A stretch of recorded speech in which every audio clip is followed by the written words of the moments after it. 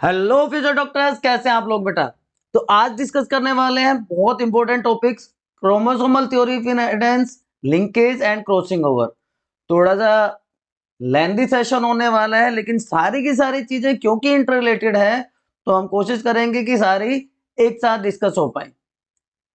तो चलिए शुरू करते हैं। आपको पता है कि मेंडल को बहुत लंबे टाइम तक रिकॉग्निशन नहीं मिला। उन्होंने जो रिमार्केबल वर्क किया था वो कुछ रीजंस की वजह से नोटिस नहीं हो पाया, क्योंकि उस टाइम पे साइंटिफिक वर्ल्ड इतना डेवलप नहीं था, कम्युनिकेशन सिस्टम डेवलप नहीं थे।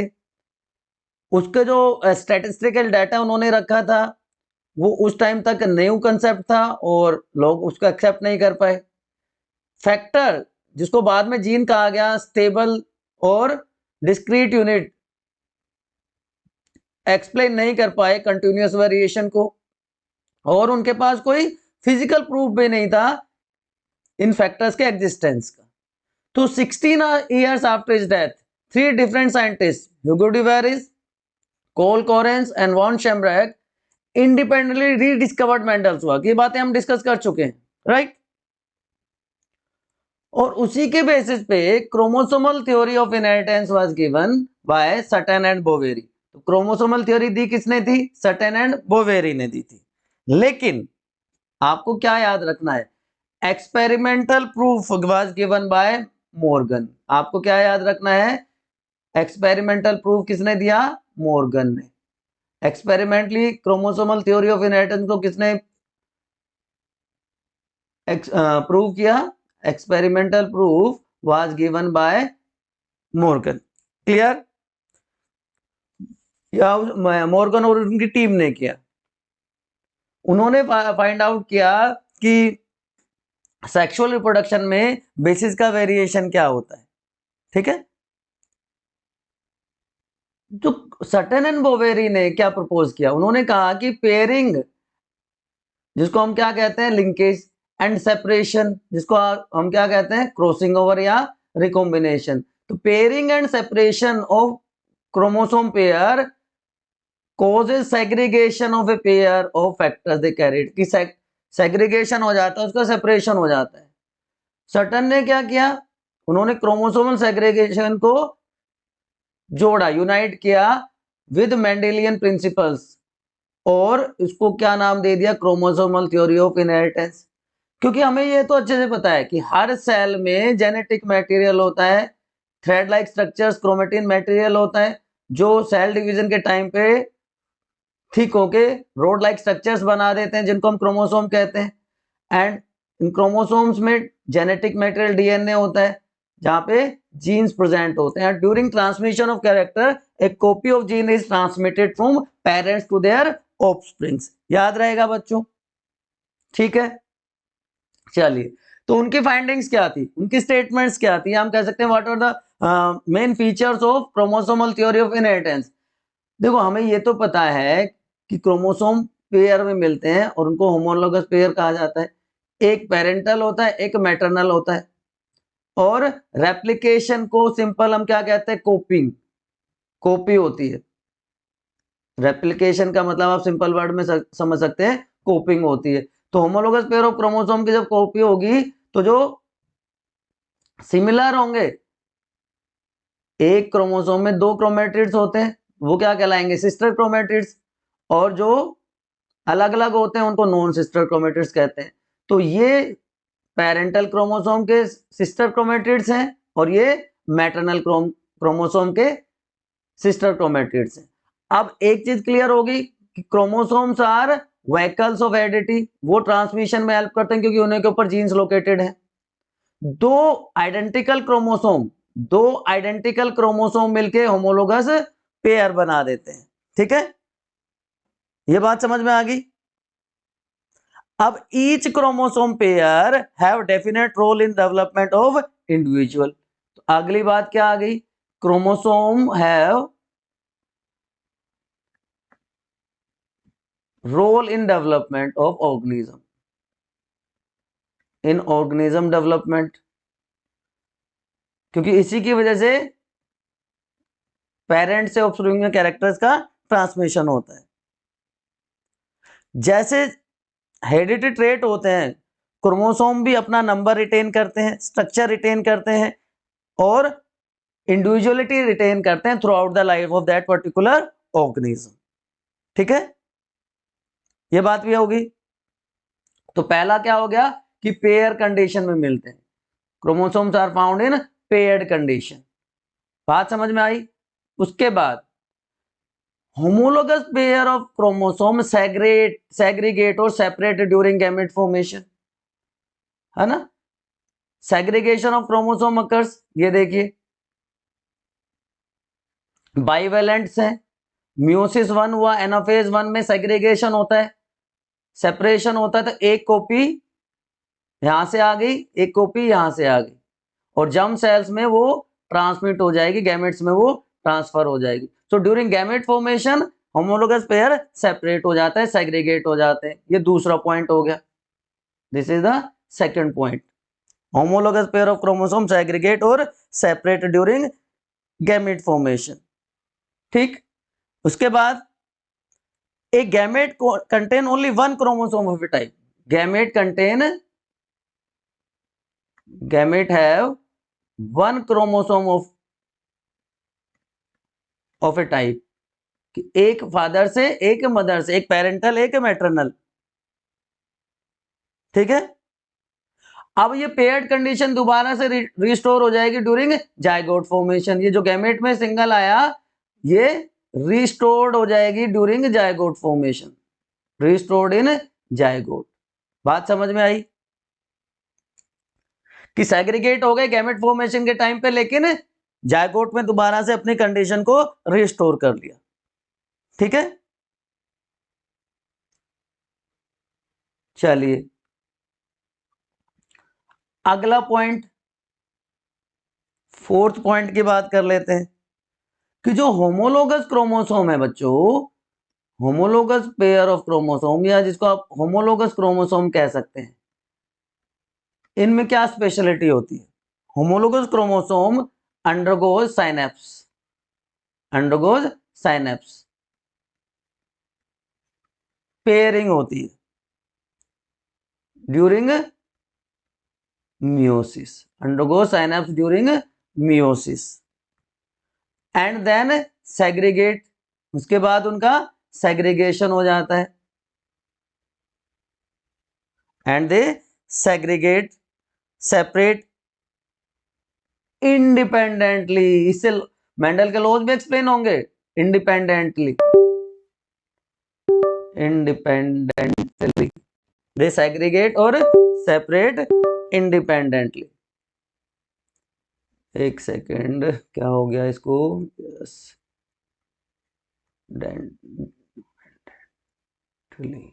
ये स्पेलिंग ठीक है। सेग्रीगेट और सेपरेट इंडिपेंडेंटली, सेग्रीगेट हो गए, पहले पेयरिंग हुई उसके बाद सेपरेशन हो गया। ठीक है, अब सेग्रीगेट होके कहां जाएंगे, into different cells, into different sales,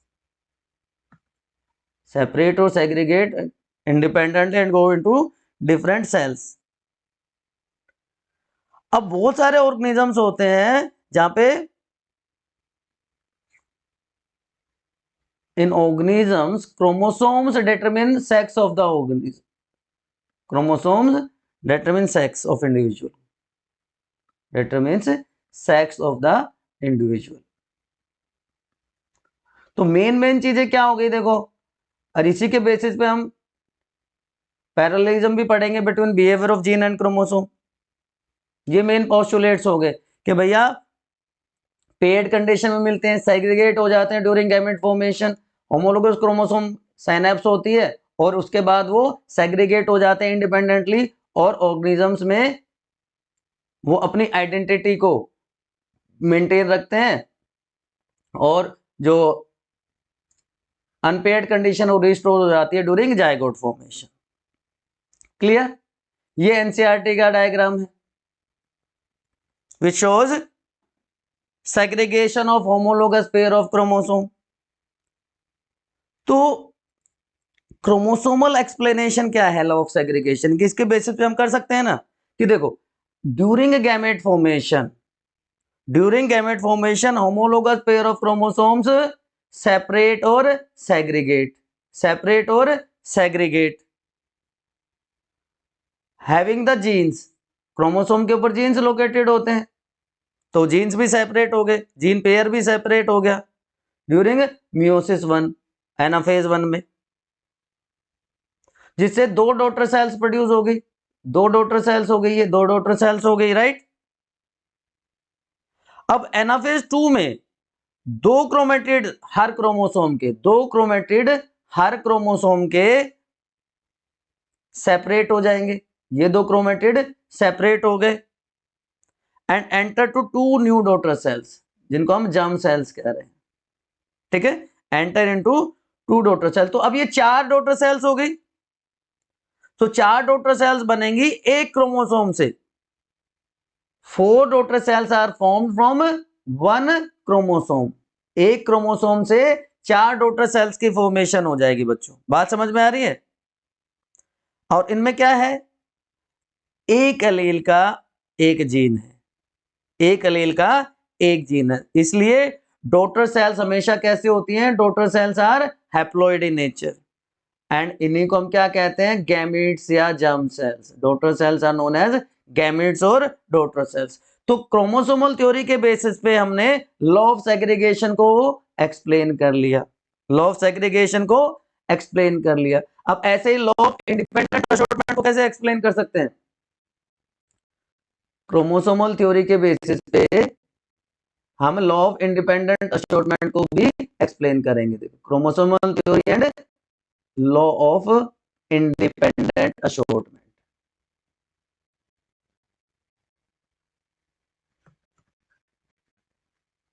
ठीक।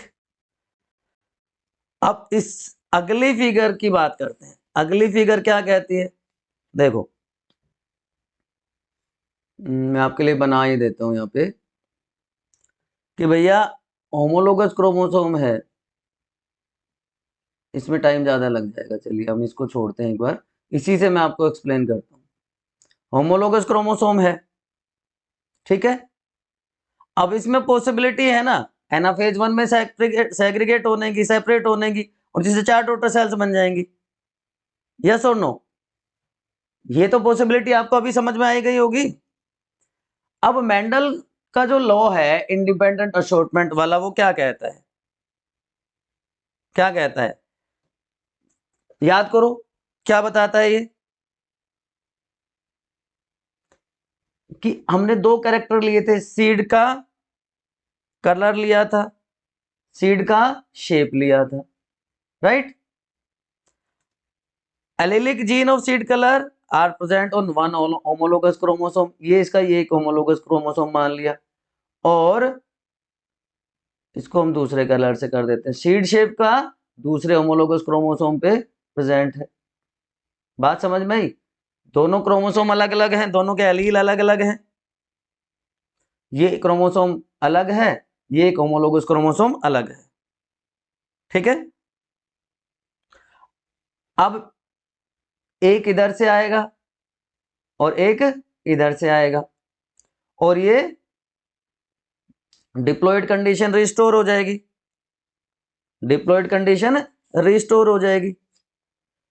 तो पेरेंट का जो होमोजाइगस मान लीजिए सीड कलर के लिए है और सीड शेप के लिए है, वो गैमेट्स प्रोड्यूस करेगा of each type, her type के प्रोड्यूस करेगा ना। लेकिन अगर इनके बीच में क्रॉस पोलिनेशन करवा दें तो क्या होगा, हेट्रोजाइगस ऑर्गेनिज्म प्रोड्यूस होंगे, बात समझ रहे हो भाई। ये सेम कलर सेम कैरेक्टर रहता, सेम जीन रहते तो होमोजाइगोटी मेंटेन रहती। अब हमने अलग अलग कैरेक्टर्स के लिए अलग अलग जीन्स को, अलग अलग अलील्स को क्रॉस करवा दिया, क्रॉस पोलिनेशन करवा दिया, जिससे कैसे ऑर्गेनिज्म प्रोड्यूस हुए, हेट्रोजाइगस ऑर्गेनिज्म प्रोड्यूस हुए। भैया इसमें क्या प्रोड्यूस होता था, F1 जनरेशन में सारे कैसे थे, round yellow and wrinkled sorry F1 generation में सारे के सारे राउंड येलो थे, याद करो। लेकिन जब इनका सेल्फ क्रॉस करवाया तो F2 जनरेशन में क्या प्रोड्यूस होता है, 9:3:3:1 प्रोड्यूस होता है। इसका मतलब पेरेंटल भी है round yellow, wrinkled green, round green, wrinkled yellow. तो ये वाले जो ऑर्गेनिज्म है ये नए कॉम्बिनेशन भी बन गए। इसका मतलब कैरेक्टर्स एक दूसरे को अफेक्ट नहीं कर रहे, वो इंडिपेंडेंटली असॉर्ट आउट हो रहे हैं and form new combination in next generation, new combination in next generation. तो लॉ ऑफ इंडिपेंडेंट असॉर्टमेंट भी और लॉ ऑफ सेग्रीगेशन को भी हम एक्सप्लेन कर सकते हैं। अब there is a parallelism in behaviour of gene and chromosome, parallelism in behaviour of gene and chromosome, इन्हीं पॉइंट्स के बेस पे हम दिखा सकते हैं behaviour of genes and chromosome. तो अभी तक कोई कंफ्यूजन है तो बता दो भाई। सीधी सी बात थी कि हमने पोस्टुलेट्स पढ़ लिए सारे, उसके बेसिस पे हमने ये बताया कि भाई लॉ ऑफ सेग्रीगेशन को कैसे एक्सप्लेन कर सकते हैं हम, लॉ ऑफ इंडिपेंडेंट असॉर्ट को कैसे एक्सप्लेन कर सकते हैं हम, अब पैरेललिज्म को कैसे एक्सप्लेन कर सकते हैं, parallelism between behaviour of gene and chromosome. देखो पहली बात कि जीन्स भी एंड क्रोमोसोम भी दोनों के दोनों ट्रांसफर होते हैं from one generation to next generation, are transferred from one generation to next generation. ये जनरेशन है ना कि gene, from one generation to next generation. बात समझ में आ गई। अब दूसरी, in diploid condition both are found in, diploid condition में या डिप्लॉयड सेल्स में वो पेयर्स में मिलते हैं, चाहे वो जीन है चाहे वो क्रोमोसोम में है, दोनों के दोनों पेयर्ड कंडीशन में मिलते हैं। ठीक है जी, ये भी बात सही होगी। उसके बाद थर्ड पॉइंट की बात करते हैं, बोथ सेग्रीगेट, सेपरेट हो जाते हैं, बोथ सेग्रीगेट और सेपरेट ड्यूरिंग मियोसिस या ड्यूरिंग गैमेट फॉर्मेशन। मियोसिस या गैमेट फॉर्मेशन के टाइम पे दोनों अलग अलग हो जाते हैं। ये भी पैरेललिज्म हो गया, एक जैसा बिहेवियर हो गया दोनों का। बोथ फॉलो, अभी हमने देखा ना, both follow law of segregation, चाहे वो हम जीन की बात करें चाहे हम क्रोमोसोम की बात करें, both follows law of segregation. Gene का तो हमें पता ही था, अभी क्रोमोसोम का भी हमने देख लिया क्रोमोसोमल थ्योरी में। उसके बाद दे शो या both shows law of independent assortment. इसीलिए मैंने पहले आपके लिए एक्सप्लेन किए दोनों क्रोमोसोमल थ्योरी के बेस पे, क्योंकि हमने मोनो हाइब्रिड डाइब्रिड जीन का एलील का बिहेवियर तो देख लिया था, तो दोनों ये लॉ ऑफ इंडिपेंडेंट असॉर्टमेंट भी शो करते हैं। तो there is a parallelism between behaviour of genes and chromosome. ठीक है, अब बात समझ में आ गई। अब एक्सपेरिमेंटली इन चीजों को प्रूव किया किसने, इन चीजों को, कौन सी चीजों को, ये सारी, ये कंक्लूजन आ गया कि भाई क्रोमोसोम हेरिडिटी के व्हीकल्स हैं, पेयर्ड कंडीशन में मिलते हैं, सेग्रीगेट हो जाते हैं गैमेट फॉर्मेशन के टाइम पे, और इंडिपेंडेंटली सेपरेट हो जाते हैं एंड फॉर्म न्यू कॉम्बिनेशन, जिसको लॉ ऑफ इंडिपेंडेंट असॉर्टमेंट भी कहा जाता है। ठीक है बच्चों, अब मॉर्गन ने इन्हीं चीजों को एक्सपेरिमेंटली प्रूव किया और उन्होंने काम किया किस पे, फ्रूट फ्लाई पे, जिसको ड्रोसोफिला मेलेनोगैस्टर कहा जाता है। ड्रोसोफिला को ही क्यों सेलेक्ट किया उन्होंने, there were various reasons for it, कि इजीली हम उनको ग्रो कर सकते हैं सिंपल सिंथेटिक मीडियम में, इजीली ग्रो किया जा सकता है। ठीक है, दूसरा लाइफ स्पैन छोटा है, 12 to 14 डेज का है, तो many generations can be studied. तीसरा, ब्रीडिंग उनका, उनमें रिप्रोडक्शन हो सकता है थ्रू आउट द ईयर। ठीक, large number of progenies are produced, और मेल और फीमेल इजीली डिफरेंशिएट किए जा सकते हैं, मेल हमेशा छोटा होता है एज कंपेयर टू फीमेल, और सिंपल माइक्रोस्कोप से, लो पावर माइक्रोस्कोप से उनके हेरिडिटी वेरिएशंस को देखा जा सकता है। ये देखिए मेल, और ये छोटा है साइज में एज कंपेयर टू फीमेल, ठीक है। तो ड्यू टू दीज रीजंस ही selected Drosophila melanogaster for his experiment. बात समझ में आई? बहुत अच्छी बात है। अब लिंकेज क्या होता है और रिकॉम्बिनेशन क्या होता है? What is linkage? Linkage word सबसे पहले किसने यूज किया था पता है आपको? Linkage word was use by Bateson. Bateson ने सबसे पहले लिंकेज वर्ड यूज किया। बैटसन और पुनेट दोनों ने किया था स्वीट पी पे, मेथाइरस ओडोरेटस पे जब वो काम कर रहे थे। लेकिन मॉर्गन ने इसको एक्सपेरिमेंटली प्रूव किया, फ्रूट फ्लाई पे जो एक्सपेरिमेंट्स किए थे उसके थ्रू। तो term was given bye, term linkage was given bye Morgan, ठीक है। डिस्कवर किसने किया? बैटसन ने। अब आती है, अभी हमने क्रोमोसोमल थ्योरी ऑफ इनहेरिटेंस पढ़ी। अब अगर हम बात करें chromosomal theory of linkage, chromosomal theory of linkage, तो वही बातें सारी हैं कि भाई लिंक जीन्स हैं वो सेम क्रोमोसोम पे मिलते हैं। चलिए मैं लिख देता हूं, chromosomal theory of linkage, chromosomal theory of linkage.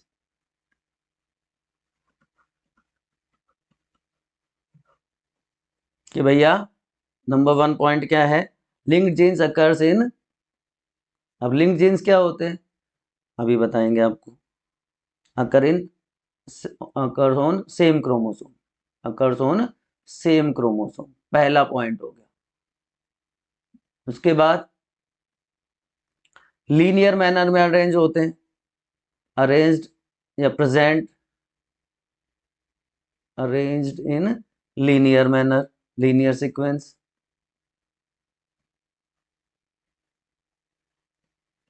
उसके बाद maintain parental combinations, maintain parental combinations.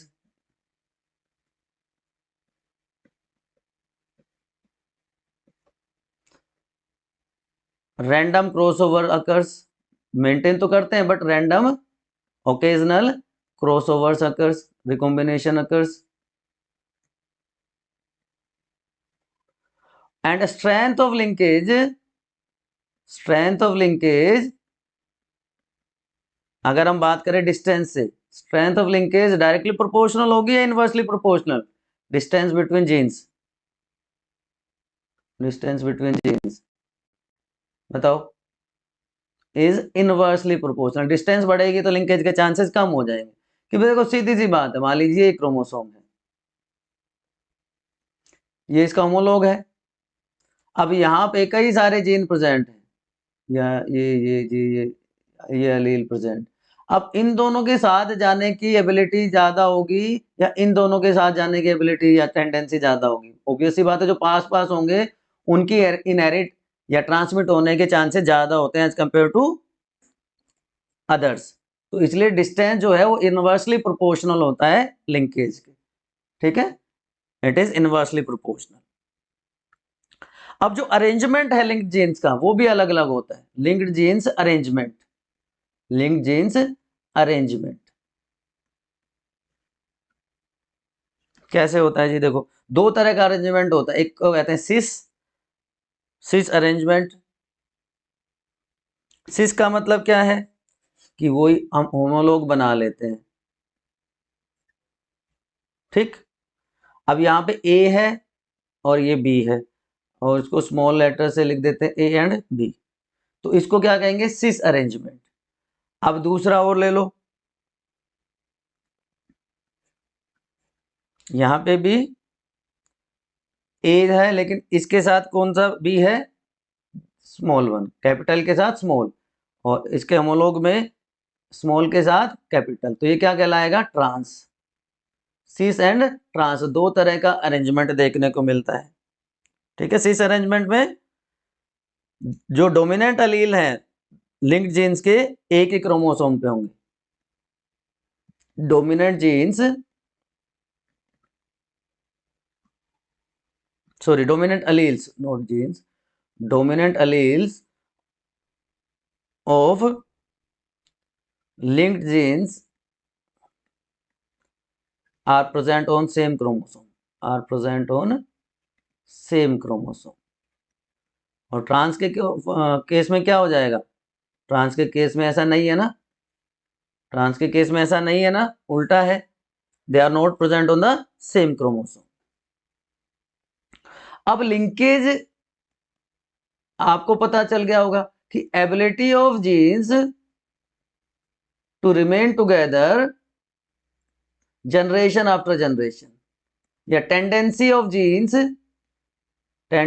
Jeans to remain together generation after generation, उसको हम क्या कह रहे हैं? लिंकेज। लेकिन क्या नेचर में ऐसा पॉसिबल है कि हमेशा ऐसा होता रहे? नहीं। इसी वजह से दो तरह का लिंकेज होता है, complete and incomplete linkage. Complete and incomplete, दो तरह का लिंकेज नेचर में देखने को मिलता है। यहां तक कोई कंफ्यूजन है तो एक बार फटाफट कमेंट सेक्शन में आ जाओ, जल्दी से। आगे बात करेंगे लिंकेज की। तो मॉर्गन ने बहुत सारे डायहाइब्रिड क्रॉसेस परफॉर्म किए ड्रोसोफिला पे, जिससे वो सेक्स लिंक जीन्स को स्टडी कर सके, सेक्स लिंक जीन्स को स्टडी कर सके। ठीक है, तो उन्होंने पहला क्रॉस करवाया yellow bodied and white eyed females. देखो क्या है, येलो बॉडीड, येलो तो बॉडी है, और व्हाइट आइड, ठीक है, फीमेल जो कि रिसेसिव है, ये है फीमेल। और उसको क्रॉस करवाया brown bodied and red eyed wild type जिसको कहते हैं। यहाँ पे सिंबल्स का हमें ध्यान रखना है, यहाँ पे कैपिटल स्मॉल का नहीं है, प्लस सिंबल आपको दिखाई देगा, ठीक है ना। तो brown body red eyed, brown body and red eyed male, ये मेल हो गया। ये ठीक, इनको क्रॉस करवाया पहले एक्सपेरिमेंट, पहला क्रॉस था इनका, ठीक है। ये वाला yellow white and brown red जो कि वाइल्ड टाइप का था, ठीक। आपको सिंपल सा क्या याद रखना है कि जो लिंक्ड जीन्स है वो सेग्रीगेट नहीं होते, सेपरेट नहीं होते इंडिपेंडेंटली, और जो F2 रेशियो है वो ये नहीं आएगी क्योंकि वो कंप्लीट लिंकेज शो कर रहे हैं। और उसने देखा कि ये जीन्स किस पे प्रेजेंट थे, एक्स क्रोमोसोम पे थे। अब यहाँ पे वाई क्रोमोसोम को इस तरह से शो करते हैं, ये जो ये वाला है, ये वाई क्रोमोसोम को रिप्रेजेंट कर रहा है। तो जब दो जीन सेम क्रोमोसोम पे प्रेजेंट होते हैं तो पेरेंटल जीन कॉम्बिनेशंस का प्रोपोर्शन हाई होगा as compare to non parental, मतलब जो पेरेंटल कॉम्बिनेशंस हैं वो ज्यादा बनेंगे as compare to non parental combination. अब आप देखो F1 जनरेशन में सारे क्या आ गए, यहाँ पे वाइल्ड टाइप डोमिनेंट होता है, तो वाइल्ड टाइप हो गया फीमेल एंड नॉर्मल मेल। लेकिन यहाँ पे पेरेंटल कॉम्बिनेशन कितना आ गया, 98.7%, जबकि रिकम्बिनेंट सिर्फ कितने बने, 1.3। आप एक थंब रूल की तरह याद रख लो, अगर रिकम्बिनेशन फ्रीक्वेंसी 25% से कम है, रिकम्बिनेशन लेस देन 25% तो कंप्लीट लिंकेज, लेस देन 25% तो कंप्लीट लिंकेज होगा, और अगर 25% से ज्यादा है तो वो इनकम्प्लीट लिंकेज होगा, जो कि सेकंड में था कि व्हाइट मिनिएचर को रेड लार्ज विंग के साथ क्रॉस करवाया, ये वाला। तो F1 में वही वाइल्ड टाइप ने अपना इफेक्ट दिखाया, लेकिन क्योंकि यहाँ पे क्या हो गया, कंप्लीट लिंकेज नहीं हुआ, तो उसकी वजह से जो रिकॉम्बिनेंट थे उनका परसेंटेज हाई हो गया, देखो 25% से ज्यादा हो गया, जबकि पेरेंटल टाइप वर ओनली 62.8%। इसका मतलब it is example of incomplete linkage. ये क्या हो गया? इनकम्प्लीट। तो कंप्लीट लिंकेज क्या कहता है? कंप्लीट लिंकेज सेज कि रिकॉम्बिनेशन फ्रीक्वेंसी है 25% से कम। और कंप्लीट लिंकेज नेचर में मेल एग्जांपल क्या है? Male Drosophila shows complete linkage. Male Drosophila shows complete linkage. ठीक है कि red eyed normal winged, red eye normal wing जिसको हम वाइल्ड टाइप कहते हैं, और ये क्या होता है? वाइल्ड टाइप, जो कि डोमिनेंट होता है, जो कि डोमिनेंट भी होता है। ठीक है, उसको हमने पीवी मान लिया। Red eyed normal winged homologous female के साथ क्रॉस करवा दिया, पीवी को पीवी के साथ क्रॉस करवा दिया। ठीक है, फीमेल कैसी ली हमने? ये तो मेल हो गया। फीमेल कैसी ली हमने? चलो यहां पे लिख देते हैं, purple eyed, purple eyed and ये रिसेसिव होगी, वेस्टिजियल विंग्स, वेस्टिजियल विंग्स। ठीक है, तो यहां पे फीमेल पीवी से हो गया और मेल पीवी से शो कर दिया हमने। F1 जनरेशन में ये फीमेल का सिंबल है, ये मेल के लिए है। ठीक है, ध्यान रखना।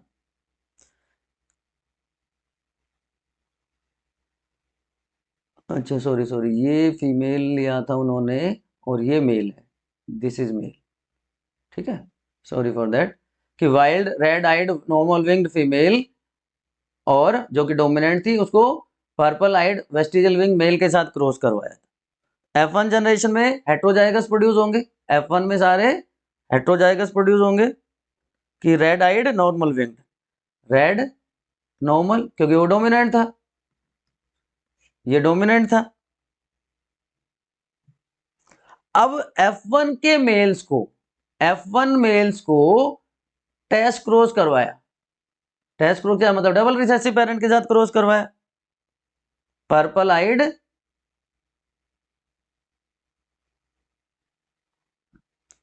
एंड वेस्टिजियल विंग फीमेल के साथ क्रॉस करवा दिया, टेस्ट क्रॉस करवा दिया। तो दो तरह के ऑर्गेनिजम्स प्रोड्यूस हुए।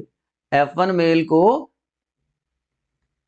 टेस्ट क्रॉस करवाया, डबल रिसेसिव पेरेंट के साथ क्रॉस करवाया, तो दो तरह के ऑर्गेनिजम्स प्रोड्यूस हुए, जो कि कैसे थे? Red eyed normal winged, red normal, और पर्पल वेस्टिजियल, पर्पल वेस्टिजियल, जो कि पेरेंटल थे, जो कि पेरेंटल थे। 1:1 रेशियो आया, तो कोई रिकॉम्बिनेशन नहीं हुआ, कोई क्रॉसिंग ओवर नहीं हुआ। इसका मतलब सारे के सारे लिंक्ड जीन्स थे, सारे के सारे लिंक्ड जीन्स थे। चलो यहां पे मैं दोबारा से करता हूं आपके लिए, ये थोड़ा सा आप कंफ्यूज हो गए होंगे। ये फीमेल थी, homozygous dominant, homozygous dominant female, जो कि red eyed and normal wing थी, रेड आई नॉर्मल विंग थी। इसको क्रॉस करवाया इसके साथ, ये मेल है homozygous recessive, homozygous recessive male, जो कि कैसा है? Purple eyed vestigial wing, purple eye vestigial wing. ठीक है जी, तो F1 जनरेशन में सारे के सारे हेट्रोजाइगस होंगे, रेड आई नॉर्मल विंग्ड वाले, रेड आई नॉर्मल विंग वाले। अब इसको, ये जो था, इसको टेस्ट क्रॉस करवा दिया, इसका टेस्ट क्रॉस करवा दिया, तो इधर से क्या था?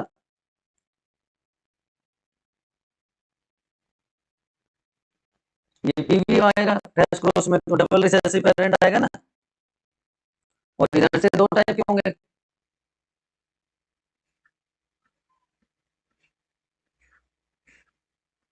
क्लियर? तो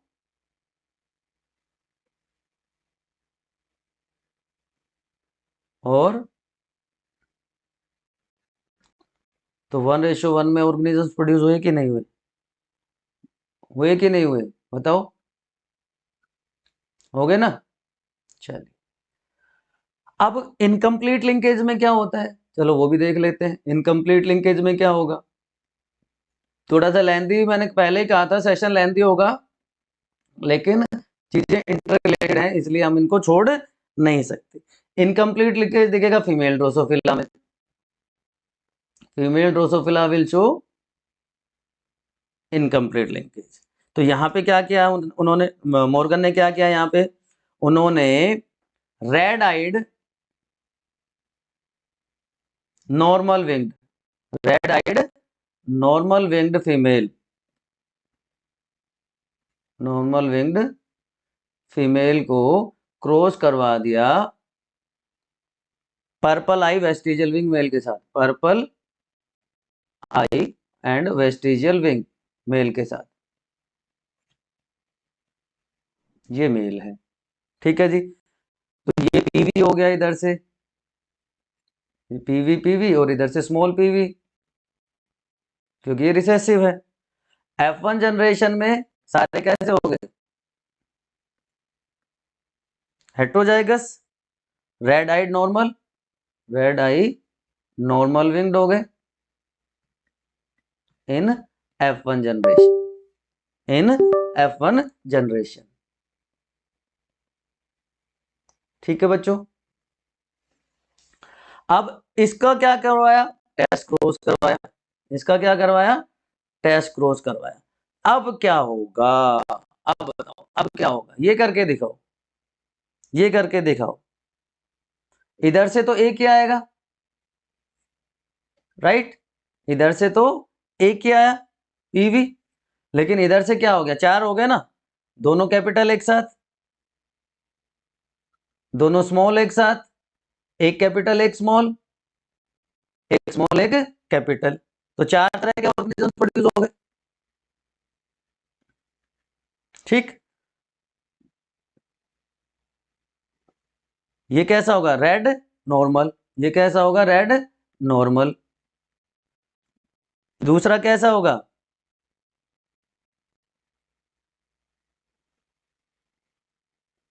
ये इसको कैपिटल, ये कैपिटल आएगा ना पहले स्मॉल के साथ, और स्मॉल के साथ कैपिटल, और ये दोनों स्मॉल, तो ये कैसा हो जाएगा? कैपिटल पी स्मॉल पी, और कैपिटल वी स्मॉल वी। ये कैसे हो जाएगा? रेड वेस्टिजियल, ये रेड वेस्टिजियल। थर्ड में क्या हो जाएगा? Purple normal and purple vestigial, purple vestigial. Last में क्या हो जाएगा? Purple vestigial. ये भी हैंग हो गया क्या? Purple vestigial in the ratio of 9:1:8, 9:1:1:8। देखो मॉडिफाई हो गई ना। पेरेंटल क्या था? रेड नॉर्मल, रेड नॉर्मल नो है, और पर्पल वेस्टिजियल, पर्पल वेस्टिजियल 8 है। ये नए कॉम्बिनेशन बन गए कि नहीं बन गए? इसको क्या कहेंगे हम? Incomplete linkage. ये क्या हो गया? Incomplete linkage. लेकिन ये परसेंटेज सिर्फ कितनी? 9.3%, 9.3% रिकॉम्बिनेंट्स वर फॉर्म्ड। ठीक, तो दिस इज इनकम्प्लीट लिंकेज। बहुत सारे एग्जांपल हैं, बहुत सारे एग्जांपल आप नेचर में स्टडी कर सकते हैं। उसके बाद बात आती है कि दूसरे साइंटिस्ट ने, एल्फ्रेड टोरवेंट ने रिकॉम्बिनेशन फ्रीक्वेंसी को यूज किया, दो जीन्स के बीच, दो जीन्स के पेयर्स के बीच में जो डिस्टेंस है उसको मेजर किया, और उसके हिसाब से मैप बनाए, जिनको लिंकेज मैप या जेनेटिक मैप कहा गया। इनका यूज किया गया starting point in the sequencing of genome, जिसको ह्यूमन जीनोम प्रोजेक्ट कहते हैं। कि मान लीजिए टोटल डिस्टेंस 17 है, ये ए और सी के बीच में है, ए और बी के बीच में मान लीजिए। अब ये सी है, ए और सी के बीच में 8 है, सी और बी के बीच में 9 है, तो ए और बी के बीच में टोटल डिस्टेंस, इस तरह से डिस्टेंस को मेजर कर सकते हैं। Now what are the factors which affect linkage? Factors affecting linkage, crossing over हम नेक्स्ट सेशन में ही करेंगे अब, ठीक है। फैक्टर्स अफेक्टिंग लिंकेज, सबसे पहला फैक्टर आता है age. Age inversely proportional to linkage, मतलब एज बढ़ने के साथ साथ लिंकेज के चांसेस कम हो जाते हैं। दूसरा है टेम्परेचर,